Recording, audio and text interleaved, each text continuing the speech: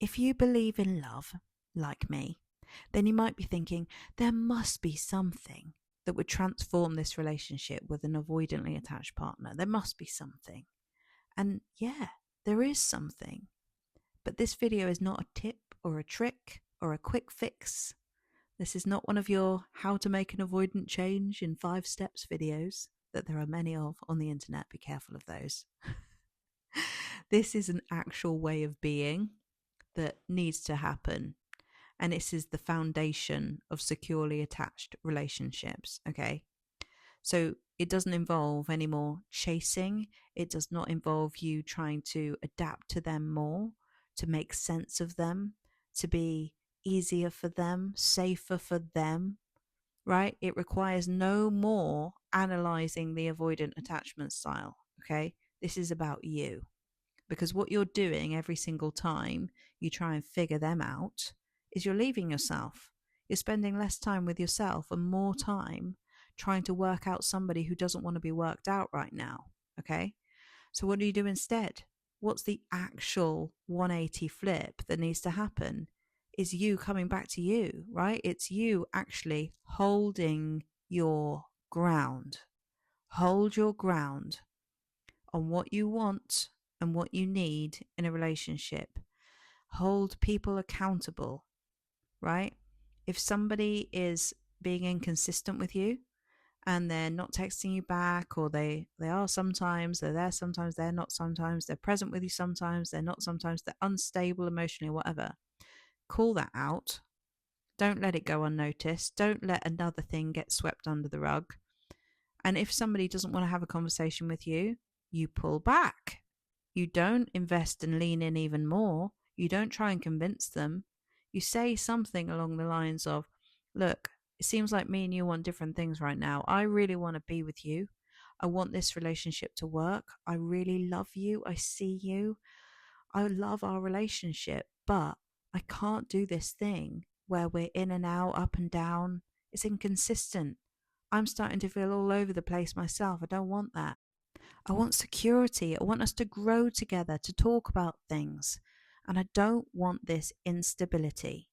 So, when you're ready for a consistent, loving relationship, let me know. I have to take a step back right now.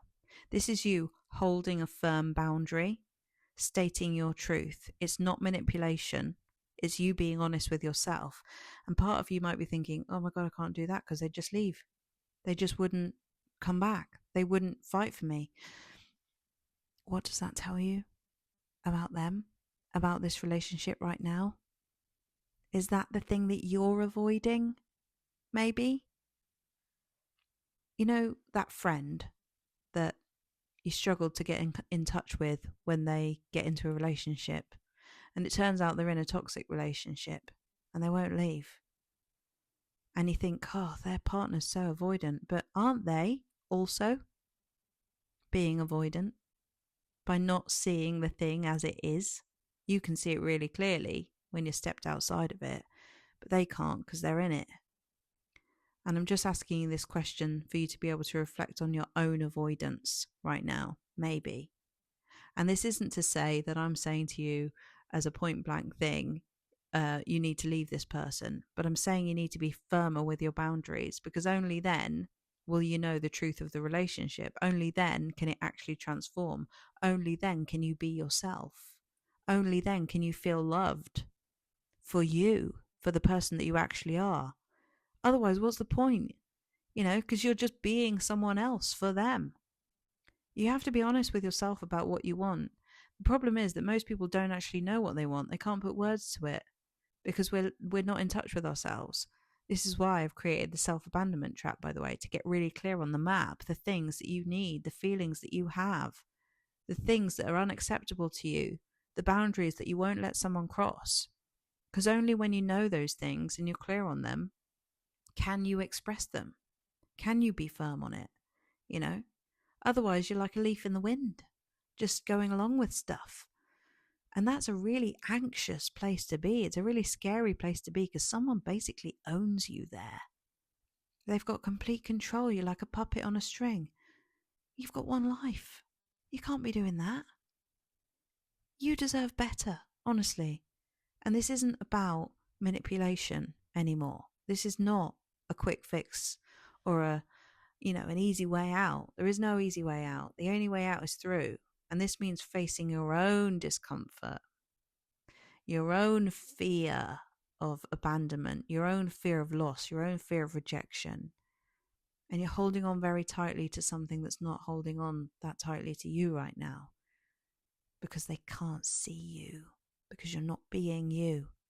As soon as you flip this, as soon as you become stable, secure within yourself, that's when things change. That's when you see it clearly. That's when they can step up, not before.